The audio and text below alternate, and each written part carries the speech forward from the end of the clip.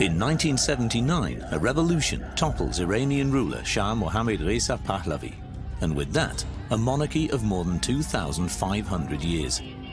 Ich habe zunächst nicht an einem Umbruch geglaubt. That's the way authoritarian regimes fall. First gradually, and then suddenly. The Shah's mistake was to want to do too much too fast.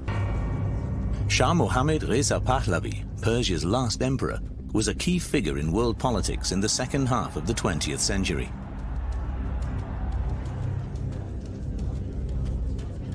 His fiercest opponent, Ruhollah Mousavi Khomeini. The Ayatollah becomes the bearer of hope for all those who are against the Shah. Die beiden sind tatsächlich Gegenpole, so wie ihr gesellschaftliches Bild, so auch ihre beiden Personen. They became very fierce antagonists, absolutely. And the Shah developed an almost obsession with them. Their rivalry lasted for almost their entire lives. In the end, the Shah is defeated, the Ayatollah is victorious, and with him, Islamic fundamentalism, a new challenge for world politics.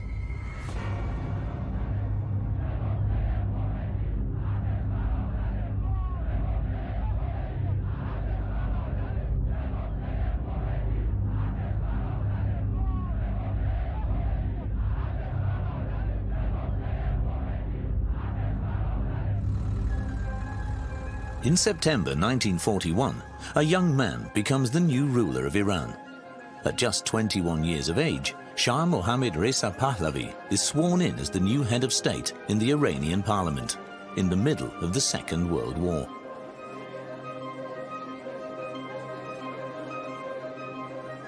His father, Reza Shah Pahlavi, had remained neutral. But he made no secret of his sympathies for the Nazi regime. The Allies demanded his resignation. Since Hitler's attack on the Soviet Union, the British and the Americans depend on Iran for the transport of heavy war materials to Russia, for the fight against the German Reich. Als der Vater nach seiner Abdankung Iran verlassen hat, blieb Mohammad Reza zurück. Also der Vater Reza Shah hat ihn auch zurückgelassen, hat eben auch gesagt, du musst das hier übernehmen, du bleibst hier. Mohammad Reza had been prepared for this task by his father from an early age. Among his siblings, he has a special role as crown prince. His father selects his playmates and sends him to a Swiss elite boarding school to give him a Western education. Finally, he tells him who to marry. It's the Egyptian princess Fawzia. With the arranged marriage between the two dynasties, the father wants to reinforce the Pahlavis' power in Iran. And he was a very, very powerful, charismatic figure who completely dominates the son's life. 300 kilometers southwest of Tehran, the oasis town of Khomeini is situated. In 1902, Ruhollah Mousavi Khomeini is born in a house on the outskirts of that town, the youngest of 6 children. He never meets his father. His father is murdered when he is 5 months old under suspicious circumstances. Khomeini will later hold Reza Shah accountable. Until the end of his days, Ayatollah Khomeini thought that Reza Shah personally had intervened and to save the murder. That was that bitterness left in him, because in his writings, every now and then he says, those whose fathers have been killed by Reza Shah. Khomeini grows up without a father. This will impact him all his life. His mother takes Khomeini to a wealthy aunt who makes sure he receives a good education.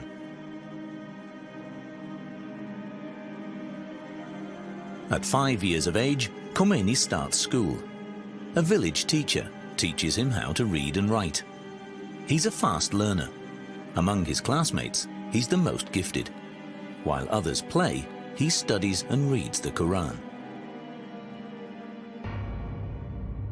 Before Reza Shah was forced to abdicate, he had started extensive reforms in Iran. He wanted Persia to become a modern state. This included the fact that women were no longer allowed to wear a chador, the traditional veil. The clergy saw this as an assault on religious matters and protested.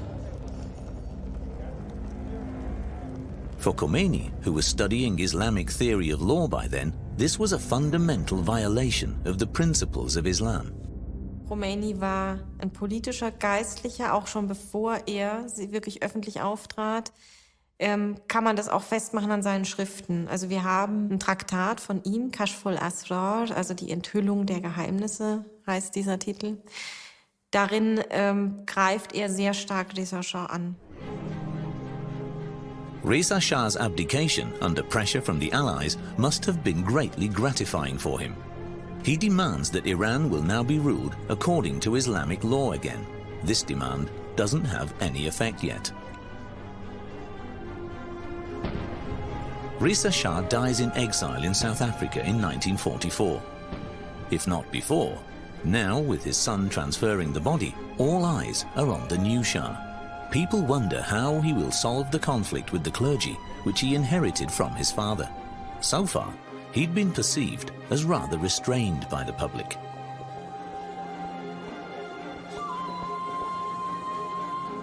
As Shakespeare says, some have greatness thrust upon them and some seize greatness.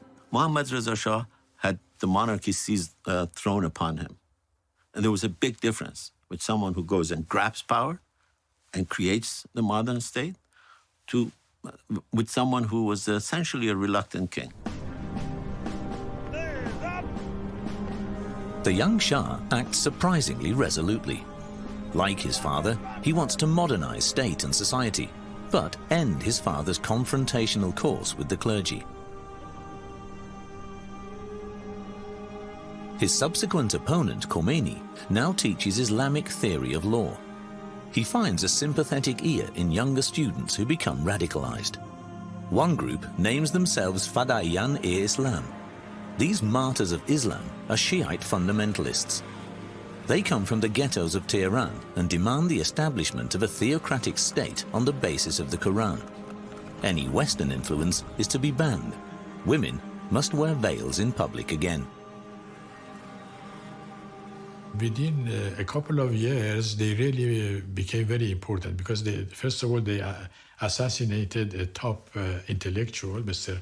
Ahmad Kasravi, who campaigned against Islam as a whole. Then they proceeded further and assassinated the Prime Minister, General Razmara.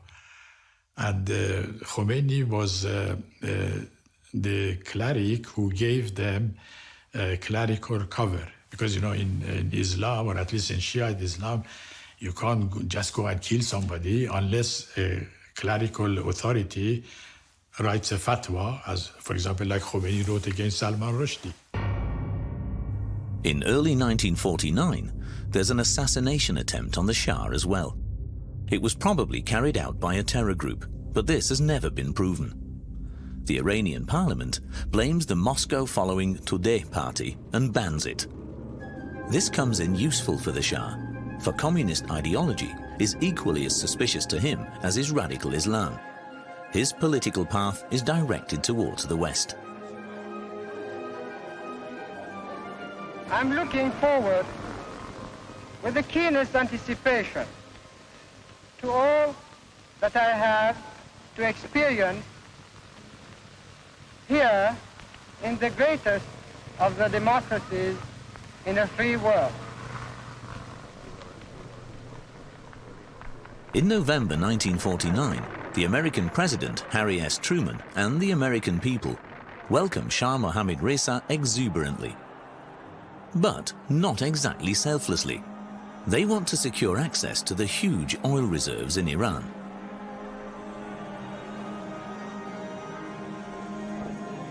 The Shah, on the other hand, needs support for his plans to modernize Iran from the bottom. He's interested in all technical innovations like the Hoover Dam. Not everyone likes his enthusiasm for the West. Das Land war total abhängig. Der Schah war abhängig von den Amerikanern und von den Briten. Und wir wollten ein unabhängiges Land haben. Ein Land, das sein Schicksal selbst in die Hand nimmt, selbst entscheidet.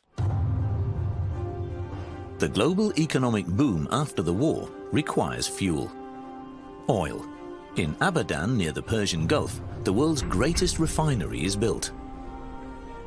Since the beginning of the 20th century, oil production had been mainly in British hands. In Iran, the Anglo-Iranian Oil Company is like a state within a state. When the Iranian parliament decides to nationalize the oil industry in March 1951, Great Britain pulls the oil plug on Iran. Many British experts have to leave the country. The takeover of the oil facilities by a national company is cheered on boisterously, but the oil embargo soon forces the country's economy to its knees. Extremist parties like the Communist Tudeh party take advantage. They become very popular. The Shah temporarily flees into exile, out of the line of fire. The mullahs and their followers, and different political groups like the communists who aim for the abolition of the monarchy and a people's republic, fight for dominance in Iran. The Shah only manages to stay in power through the intervention of the USA. The American Secret Service, CIA, supports him with a lot of money and helps him to establish his own secret service, the Sabak. Our Shah became a kind of Roman Caesar, involved in day-to-day business, involved in day-to-day wars. And if, like the Roman Caesar, you become involved in day-to-day, like Julius Caesar, somebody will kill you. During this time, Khomeini doesn't make any public statements on political questions. He withdraws to his house in the holy city of Qom, where he lives with his wife and children. Only his most dedicated followers come to see him, but they don't say a word about what Khomeini discusses with them either. In solitude, the clergyman continues his work on his ideas for the Islamization of the Iranian state, discreetly but with confidence. He is extremely confident when he meets the Shah in person. On behalf of the Grand Ayatollah, Khomeini asks the Shah to pardon one of the assassins from the terror group Fadayan-e-Islam, successfully. The Shah definitely wants dialogue with the mullahs. He keeps going on pilgrimages to Mecca in Saudi Arabia, Islam's central pilgrimage site. As a Muslim, he shows respect for Islam and accepts the religious authority of the imams. But such publicity performances always serve multiple interests. His religious feelings, I think, came from his mother. We know his mother was very religious. His father clearly was not. His politics towards religion has nothing to do with his religiosity. His politics toward religion has to do with his fear that the greatest threat to Iran will come from the communists, and that the way to fight the communists is by strengthening religion. And that's exactly what he does.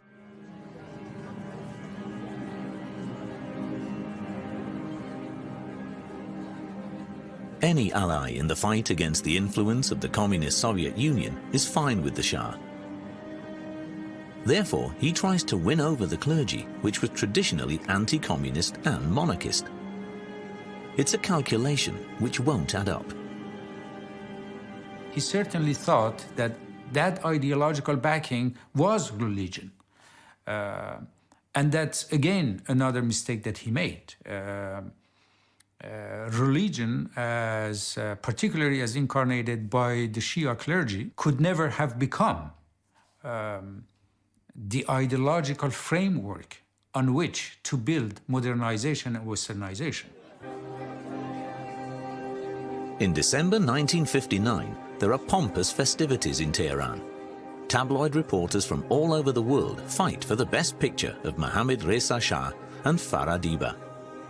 After 2 divorces, the new queen needs to produce the desired successor to the throne so that the Pahlavi dynasty can live on. Farah Diba becomes an influential woman at the side of her husband. She also accompanies him on his trip to America in April 1962, where the couple are received frenetically.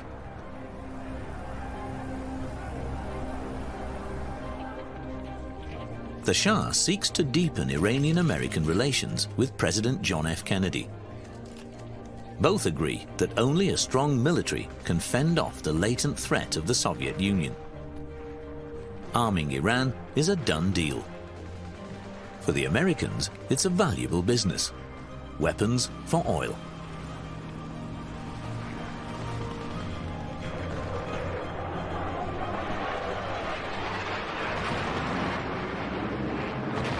Die Amerikaner haben die modernsten Waffen dem Schah zur Verfügung gestellt, seine Militärs aufgebaut. Es gab unzählige militärische Berater im Iran. Die haben bestimmt, was gemacht wird und was nicht gemacht wird.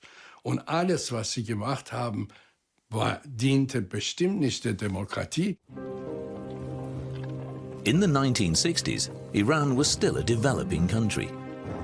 Most of the people were farmers without their own land. The land belonged to feudal masters and land barons, including a number of mullahs and religious trusts. On the 11th of January 1963, the Shah introduces an extensive program of reforms. He calls it the White Revolution. Its aim is to markedly improve the conditions of life for the people. انقلاب سفید موقعی که علیزاده تصمیم گرفتن واقعا تصمیم و فکر خودشون بود، برای که همونطور که گفتم ایشون میخواستن مملکتشون، هموطنانشون پیشرفته بشن، جلو برن. A national referendum strengthens the ambitious program, which includes the abolition of the feudal system, privatization of state-owned companies, the fight against illiteracy, and the introduction of women's voting rights. Women are not allowed to take part in the referendum yet. However, they flock to the polling stations to demonstrate their approval. He wanted Iran to modernize. The White Revolution was intended to make Iran better. And it did. In many, many ways it did. It ended feudalism in Iran. That's not an easy thing to do. The starting point of the White Revolution was a land reform against the determined resistance of the clergy. The Shah hands over more than 500,000 hectares of land, an area twice the size of Luxembourg, to some 30,000 destitute families.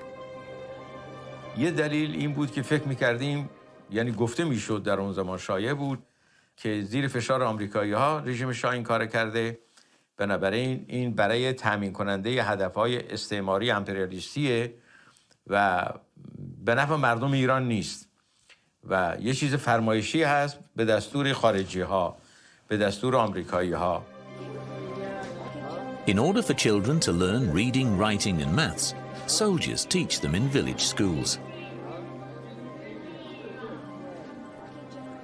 Adult farmers and nomads have to go back to school. The Shah involves all strata of the population in his campaign.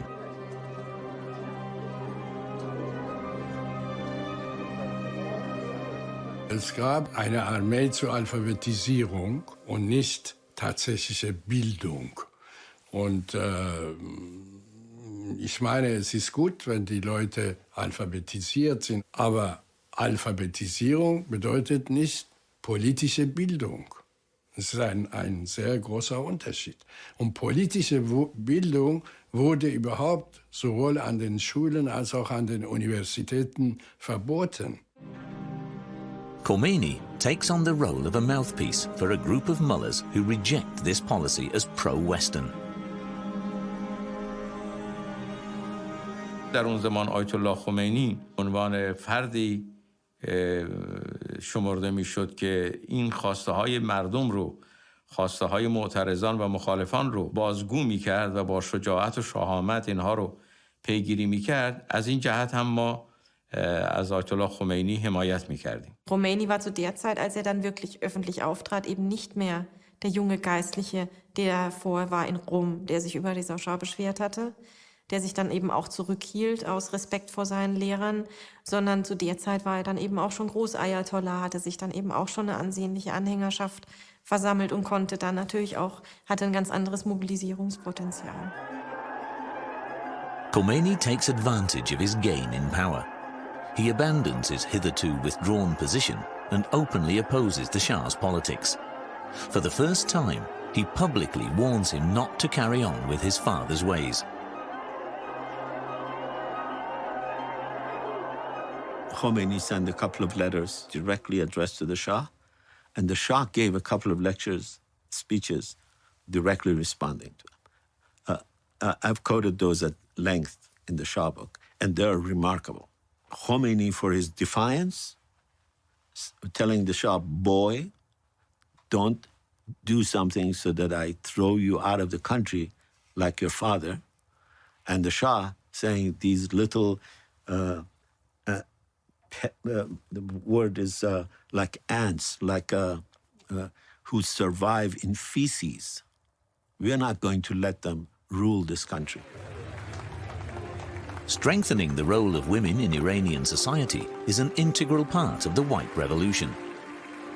Iranian women grasped this opportunity to make public use of their newly acquired rights and the associated self-confidence. Women can not only vote now, they can also become political candidates. For Iranian women, this is a milestone on their path to emancipation.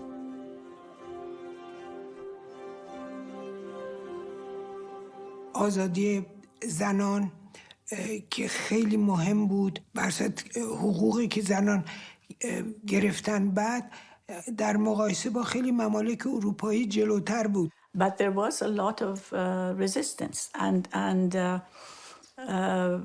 the first revolution in '63 happened, led by Khomeini, happened specifically on this particular item of the voting decree. For Khomeini and his followers, the new role of women in politics and society is a threat to the foundation of their faith. They mount a counterattack. Khomeini denounces corruption, state violence, and the torture used by the state's secret service Savak. He threatens the tyrant of our time in a speech with a black reaction to the White Revolution. Khomeini war der Einzige, der sehr radikal damals gegen den Schah sich geäußert hat. Er hat ihn gedroht, dass er ihn als einen sündhaften Menschen, religiös sündhaften Menschen darstellen würde. Und er hat gedroht, einen Aufstand gegen ihn zu organisieren. There are demonstrations and counter-demonstrations. The Shah deploys the military to the holy city of Qom. Blood is shed. Khomeini is arrested and sentenced to death. Thanks to the pleading of numerous clerics, the sentence is changed, and Khomeini is exiled to Najaf in Iraq. In the meantime, the implementation of the White Revolution is more difficult for the rural population than expected. The farmers now have their own fields to till, but they often lack seeds, water, and modern agricultural machines.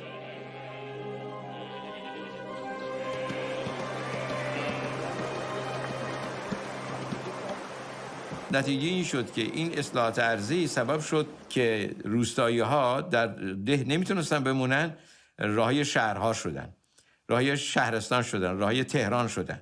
بعد در تهران هم چون اینا در داخل شهر نمیتونستن زندگی بکنن، آمدن حاشیه‌نشین شهرها شدن. و همین حاشیه‌نشین‌ها بودن در دوره انقلاب جزو سربازان انقلاب شدن. If you're going to end feudalism and you're going to bring millions of people into the city, you have to be prepared for it. You have to think, who is going to teach these people the political rules of the new game? And then he made it impossible for anyone other than the clergy to have a political organization in Iran. At first, Khomeini completely secludes himself in his exile in Najaf, a stronghold of Shiite Islam in Iraq. At 60, he believes he's finished. He's isolated. Many Iraqi scribes don't want to have anything to do with his political activities. He immerses himself in his studies of the Holy Scriptures again. He only communicates with very few of his pupils to stay abreast of the situation in Iran. One of his few pillars is his family, who have followed him into exile.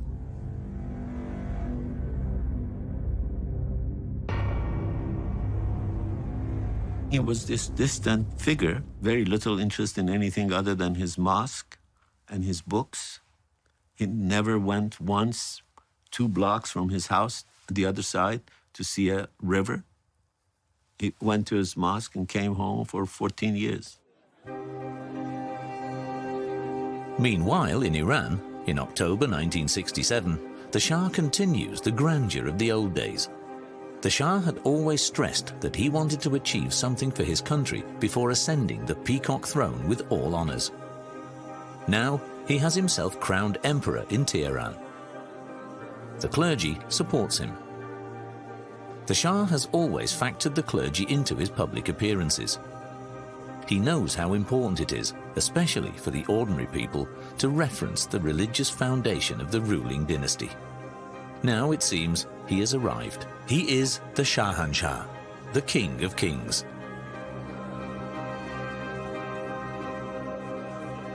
And he also crowns his wife Empress, something that has never happened before in Persia's long history. همیشه میگم موقعی که حضرت تاجو به سر من گذاشتن مثل که تاجو به سر تمام زنان ایران گذاشتن و خب در تاریخ مملکت ما خیلی مهم بود این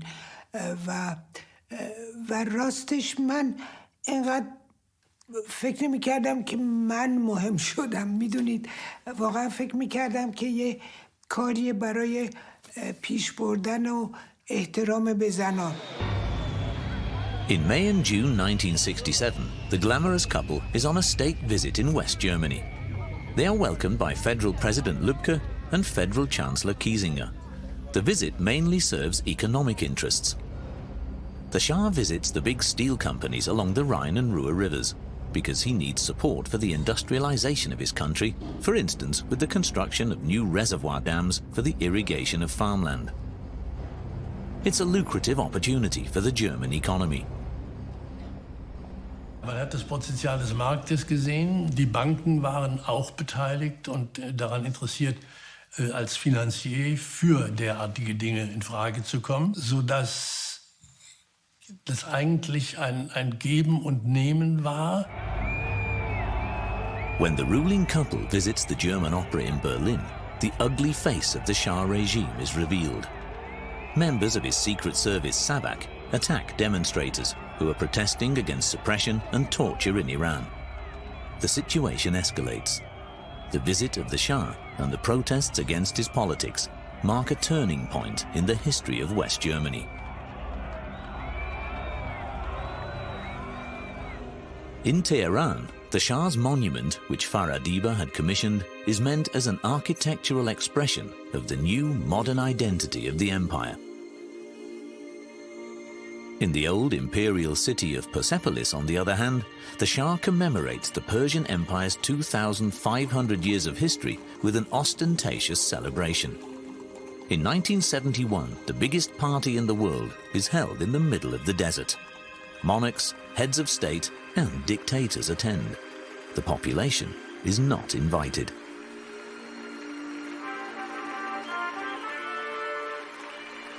It was one of those things that the intention was well, but the execution went so much in exaggerated way, mixed with cronyism and corruption, that I think it backfired on him. In order to lead the White Revolution to success, the Shah upgrades the technology of the country with the help of capital assistance from abroad. He invests billions in electrification and numerous other industries. He wants Iran to get in with modernity and become great again, just like the Persian Empire was historically. I think that our country in the next 10 years will be what you are today. In the next 25 years, according to other people, I'm not saying that, will be among the 5 most prosperous countries of the world. To this end, the Shah also invests in nuclear energy. US, American, and French companies want to do this lucrative deal. In the end, however, it's West German businesses who signed the deal with Iran.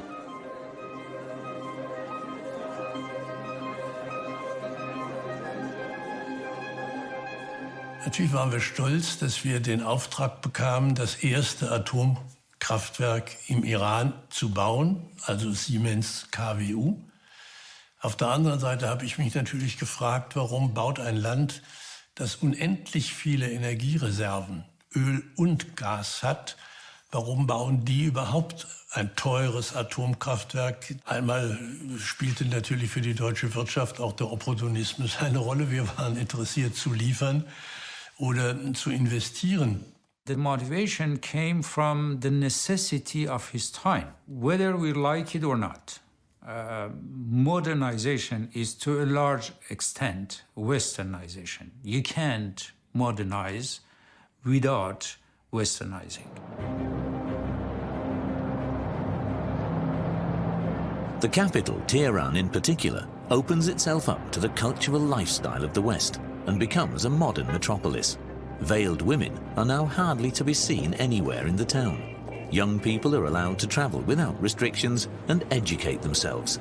They enjoy all the advantages of a cosmopolitan city and show no inhibitions. On the other hand, the political power structures don't change at all. They remain traditionally monarchist and tailored to the Shah. Wollte alles alleine entscheiden. Und das war der Fehler, der erstens alle Misserfolge, die hatte, erklärt und letztendlich auch das, was zu seinem Ende geführt hat. و وزرای شاه جرأت نمی‌کردند به شاه بگویند وضعیت اقتصاد کشور خراب است. اینا همه ناشی میشد از این تغییر از بالا، اونم به شیوه استبدادی که پر از فساد بود و جنایت ها و کشتن روشنفکران، فراری دادن روشنفکران و خیانت، به لحاظی که ایران رو زیر سلطه بیگانه نگاه می داشت. In contrast, in Najaf in Iraq, time seems to have stood still. Khomeini holds lectures for a small circle of students. He thinks about what an Islamic legal system could be like, with the clergy taking on a leading role. He condemns the shallowness and pure sensual pleasures of the West, attacks the colonial powers and Israel, and demands the end of separation of politics and religion. The transcripts of the lectures are published in a book about the Islamic State. I think I was one of the maybe first people to read it. I was shocked by it. But I, like a lot of other simple people like me, thought this would never work. This is a medieval idea. Iran, that has had a constitutional revolution in 1905-07, is not going to let the clergy come and cut off people's hands in public squares. And it's not going to let the clergy rule because they know Sharia.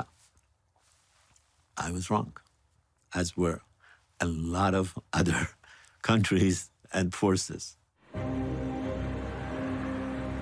In Iran, this book about the Islamic State is not published, but banned. They want to prevent the radical ideas and theological demands of the Shiite cleric from spreading.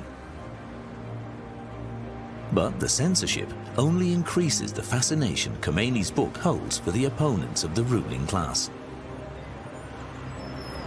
کتاب ولایت فقیه ایشون رو چند سال پیش از پیروزی انقلاب من خودم بارها عرض کنم که تو شهرستان ها بردم، جاهای مختلف بردم، دادم به دست افراد و البته این در حالی بود که اگر واقعا این کار ما به دست ساواک میرسید، ساواک متوجه میشد، خیلی به اصطلاح برای ما سنگین تمام میشد، گران تمام میشد، ولی در این حال ما این کار انجام میدادیم. Those who politically oppose the Shah's regime face imprisonment in the Iranian Secret Service Savaks prison, where torture and executions are daily fare. This was one thing the students had demonstrated against when the Shah visited Germany. There is no getting out of the dreaded detention center, which was built by German architects in the 1930s.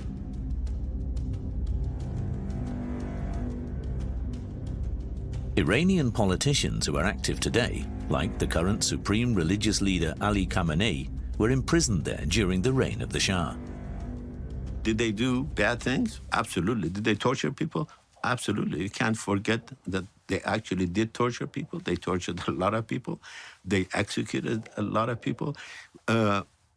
But the opposition was also very successful in exaggerating the number of people who were in prison. We used to say in the Confederation that there are hundreds of thousands of prisoners in Iran. The actual number was about 4,000. Dissent, or worse, resistance, had no place in the Shah's regime. There is no open political dialogue on the country's social and political development. The parties, from left to right, are mostly silenced. The opposition has fled abroad or is imprisoned.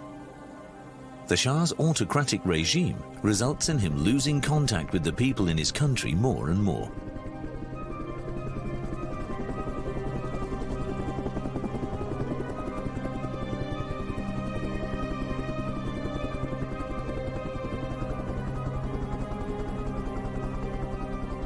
Das Land entwickelt sich nur dann, wenn die Menschen eine gewisse Autonomie bekommen. Das heißt, wenn sie das eigene Schicksal selbst in die Hand nehmen. Das ist ein Prozess der Demokratie. Ohne Demokratie, ohne Teilnahme der Bevölkerung läuft nichts. For instance, the dealers on the markets play an important social role in Iran. Millions of people come and shop with them every day. The Shah, however, doesn't really take the bazaris, the market dealers, into consideration in his politics of westernization. Department stores, chain stores and supermarkets like the ones you can find in the West threaten their livelihood. The Shah doesn't realize the consequences of his policies and how many enemies he creates for himself with them. Die iranische Revolution war ja erstmal per se keine rein islamische Revolution, sondern vereinte eben ganz unterschiedliche Kräfte, die eben auch in der iranischen Geschichte sehr stark waren. Deshalb würde ich das nicht reduzieren wollen auf so eine geistliche Opposition gegenüber dem Pahlavi-Staat. Tehran in particular, with its modern high-rise buildings, becomes the symbol of this belief in progress. But many people can't keep up with the Shah's pace. So they turn to that institution which is familiar to them and which gives them security in their insecurity. It completely went after the left, whether it was the left that was dependent on the Soviet Union or whether it was the social democratic left. The only people who were allowed to build mosques, build schools, teach their own cadres were the religious folks. And you bring millions into the cities, in shanty towns, concentrate them, made them easy to mobilize, and allow the clergy to be the only one who's active there. And then people are surprised that the revolution was won by the clergy. The Shah has many mosques renovated in the 1970s. The number of Quran schools also rises immensely.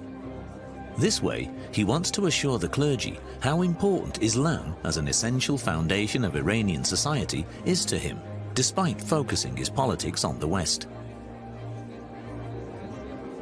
With his public appearances and his annual pilgrimages to the city of Mashhad, which is one of the 7 holy cities of Islam, he hopes to keep the clergy securely on his side.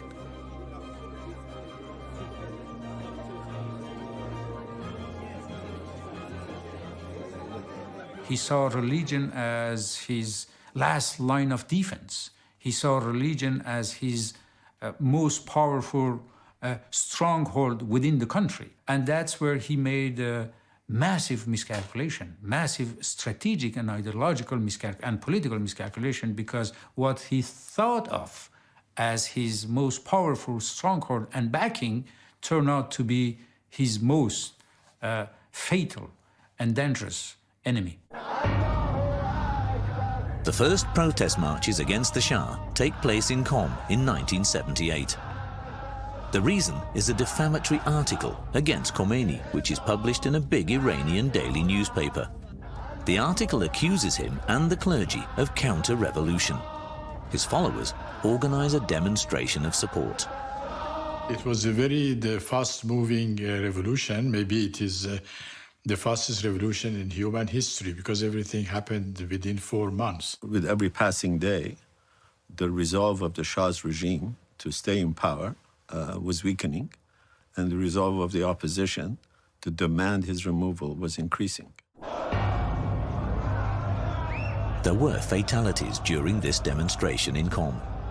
According to Islamic custom, the dead are commemorated every 40 days. Soon, hundreds of thousands take to the streets. Each time, there are more of them. The Shah wasn't anticipating this kind of resistance. It catches him and his regime completely off guard. The growing power of the streets paralyzes him. On August the 19th, 1978, an arson attack on Cinema Rex in the oil city of Abadan kills 422 people. The opposition blames the Iranian Secret Service and the Shah. Later on, there's a growing body of evidence for the clergy being behind the attack, with Khomeini as the mastermind in the background. After Cinema Rex, it was a different story, both in magnitude, in the anger, and in the slogans. For the first time, I heard thousands of people say death to the Shah. That would have been unimaginable in '77. The protest of the masses turns into open violence. Tehran is ablaze. The military intervenes.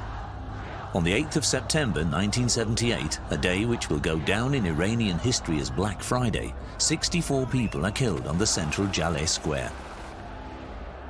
The opposition claims there were 15,000 deaths. A general strike ensues, paralyzing the country.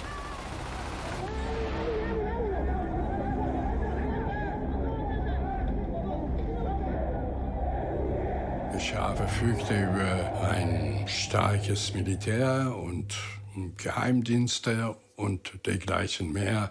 Also alle Instrumente der Macht hatte er in der Hand. Deswegen haben viele gedacht, auch so wie ich, erstmal versuchen wir mit Khomeini das Regime zu stürzen, danach wird man schon mit ihm fertig werden. At the behest of the Shah, the government declares Khomeini a persona non grata. He's forced to leave his exile in Najaf. His confidants advise him to leave for Europe, which he declines at first. What is he to do in a non-Islamic country? He is wrong. When he goes to Neauphle-le-Château, a little suburb of Paris, thousands of his followers from all over the world flock there. Western politicians and intellectuals like Jean-Paul Sartre, Michel Foucault, and François Mitterrand also support Khomeini. In France, he suddenly finds himself the center of the global public. He was suddenly catapulted into an international celebrity and was much more clever than the Shah, the British, the Iranian opposition gave him credit for. Because initially the idea was that they would send him to Neauphle-le-Château and he would become an embarrassment. He would say reactionary things and would frighten people. Well, he didn't say the reactionary things. He was very careful. He never once, in 10 interviews, never once mentioned the word velayat faqih. به جای شاه یک حکومت عدل اسلامی، حکومت دموکراسی به تمام معنا، حکومت مستقل و ایران مستقل میخوان درست کنه. Khomeini mentions none of the radical ideas he expressed in his book on the Islamic State. Since his writings are banned in Iran and unknown in the West, no one can confront him with them. His speeches against the Shah are recorded and distributed in Iran. ما به هر شکلی که بود این بیانیه‌ها و اطلاعیه‌ها رو به این ور و ور پخش می‌کردیم، نوار کاستش این ور و ور می‌بردیم پخش می‌کردیم و خب اینها نوارهای کاست تا عمق روستاها هم می‌رفت. The generals in Iran are waiting for the Shah to give them the order to crack down on the insurgents. But he is weakened by cancer and doesn't signal anything of that sort. The military is perplexed and backs off.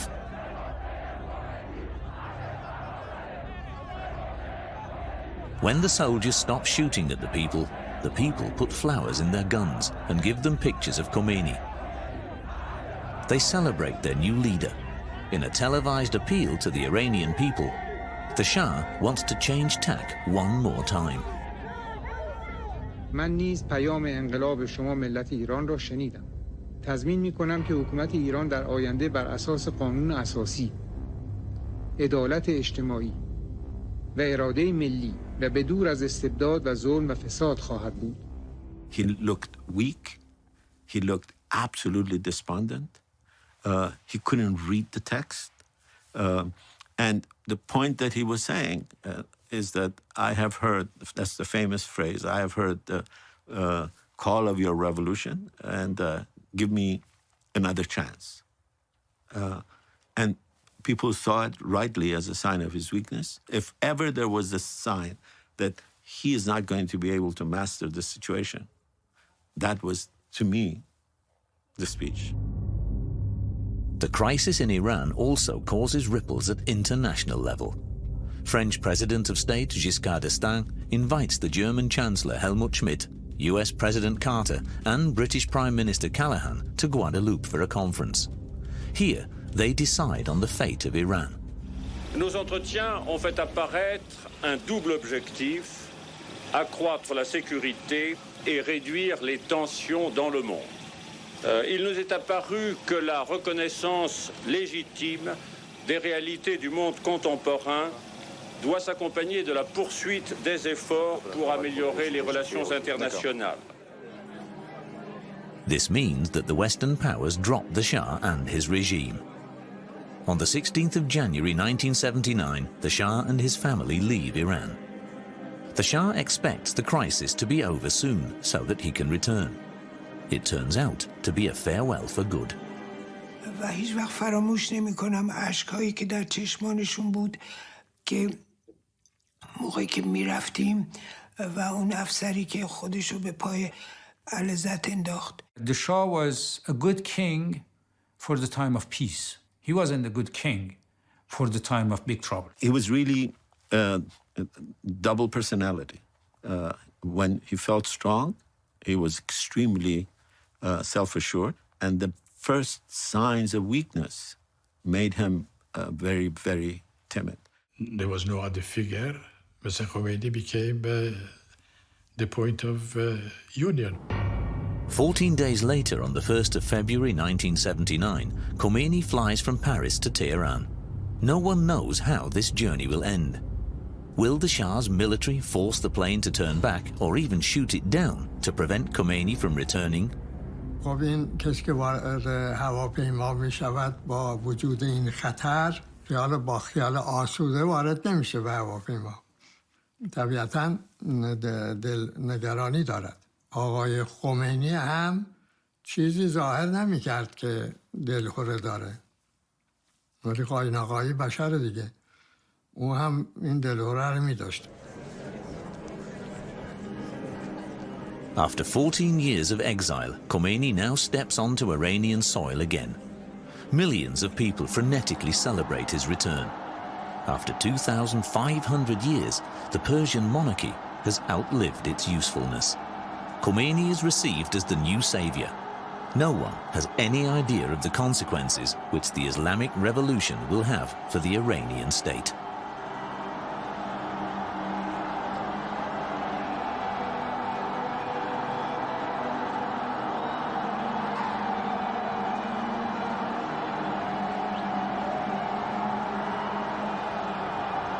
Virtually all our intellectuals supported Khomeini, from right to left, including those who had supported the Shah. All our big business, our big tycoons, our billionaires, they all supported him. So he had created a degree of unity among all these different factions in Tehran, which was impressive. Khomeini's first visits are to the Behesht-e-Zahra cemetery on the outskirts of Tehran, where the victims of the Shah regime are buried, and to the holy city of Qom, where his resistance began many years before.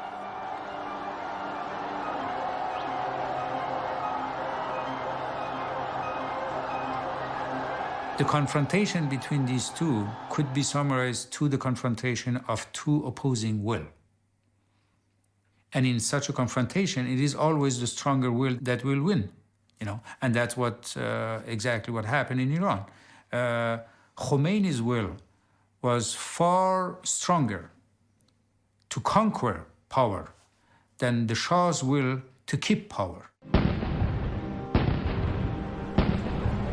After an odyssey through several countries, the Shah dies of terminal cancer in Cairo on the 27th of July 1980.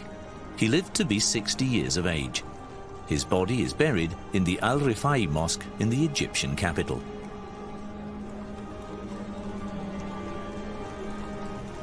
Ayatollah Khomeini dies of a heart attack on the 3rd of June 1989 in Tehran. His resting place is a mausoleum. During his 10-year reign, he implemented his ideas of an Islamic revolution with uncompromising vigor and turned Iran into a theocracy, thus setting a dynamic in motion which even today keeps the world in suspense.